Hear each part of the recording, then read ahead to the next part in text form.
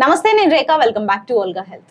అసలు మన శరీరానికి ఐరన్ ఎందుకు అవసరం? ఈ ఐరన్ లెవెల్స్ ఇంప్రూవ్ చేసుకోవటం ఎలా?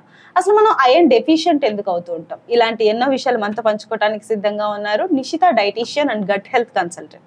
నమస్తే అండి. నమస్తే అండి. సో అసలు ఈ ఐరన్ యొక్క రోల్ ఏంటి శరీరంలో? నేను Nishita, dietician and gut health కన్సల్టెంట్ని.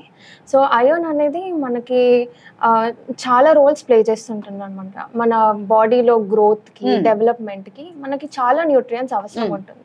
అందులో ఇంపార్టెంట్ ఐరన్ అనమాట. ఫర్ ఎగ్జాంపుల్ హీమోగ్లోబిన్, మన బాడీ హీమోగ్లోబిన్ని తయారు చేసుకోవడానికి ఐరన్ని ఉపయోగించుకుంటుంది. సో ఈ హీమోగ్లోబిన్ ఏం చేస్తుందంటే మన బాడీలో ప్రతి సెల్కి ఆక్సిజన్ని సప్లై చేస్తుంది. ఓకే, సో ఐరన్ లెవెల్స్ ఎప్పుడైతే తగ్గుతాయో హీమోగ్లోబిన్ లెవెల్స్ కూడా తగ్గుతాయి. సో దీన్ని మనం ఐరన్ డెఫిషియన్సీ అనేవి అంటుంటాం. సో ఈ ఐరన్ డెఫిషియన్సీ వచ్చినప్పుడు మనకి మన బాడీలో పార్ట్స్కి, సెల్స్కి ఆక్సిజన్ సప్లై లేకపోవడం వల్ల మనకి 100% వర్క్ చేయాల్సిన బాడీ పార్ట్స్, బాడీ సెల్స్ అవి మెల్లిమెల్లిగా ఫంక్షనింగ్ తగ్గిపోతుంటుంది అన్నమాట. సో ఇప్పుడు హీమోగ్లోబిన్ లెవెల్ చూసుకుంటే మేల్ లో వచ్చేసి 16 అంటారు, ఫీమేల్ లో వచ్చేసి 12-13 అంటారు కదా. ఈ అనీమియక్ ఎంతకి తక్కువ అయితే అనీమియక్ అంటారు? 9 below 10 ఉంటే ఐరన్ డెఫిషియన్సీ అనేమియా అని గుర్తిస్తారు. సో ఐరన్ లెవెల్స్ తక్కువ ఉంటే మనకి హీమోగ్లోబిన్ లెవెల్స్ కూడా తక్కువ ఉంటాయి అన్నమాట. కానీ మన శరీరంలో ఏ సిమ్టమ్స్ చూసుకొని మనం అనీమియక్ గా ఉన్నామా, లేకపోతే ఐరన్ డెఫిషియెంట్ గా ఉన్నామా, హీమోగ్లోబిన్ మనలో తక్కువ ఉందా అని తెలుసుకోవటం ఎలా?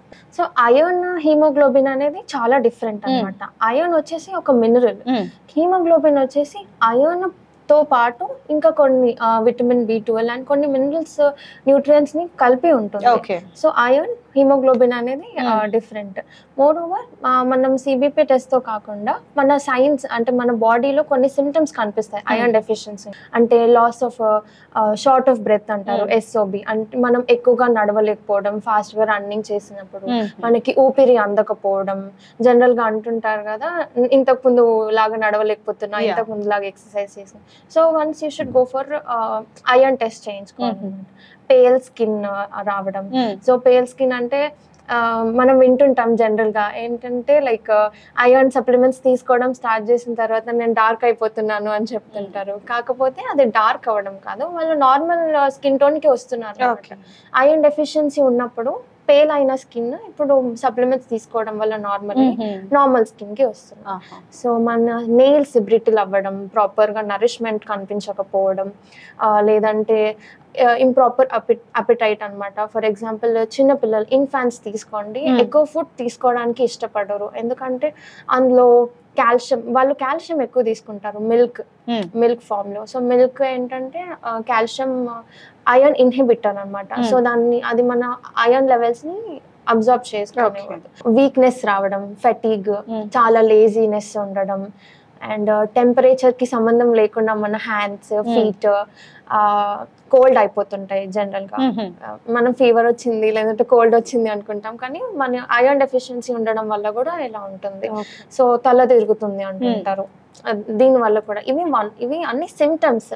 సో ఇవన్నీ రావడానికి వేరే సిమ్టమ్స్ కూడా, అంటే వేరే న్యూట్రియం డెఫిషియన్సీస్ కూడా ఉండొచ్చు, కానీ iron deficiency is one of the causes.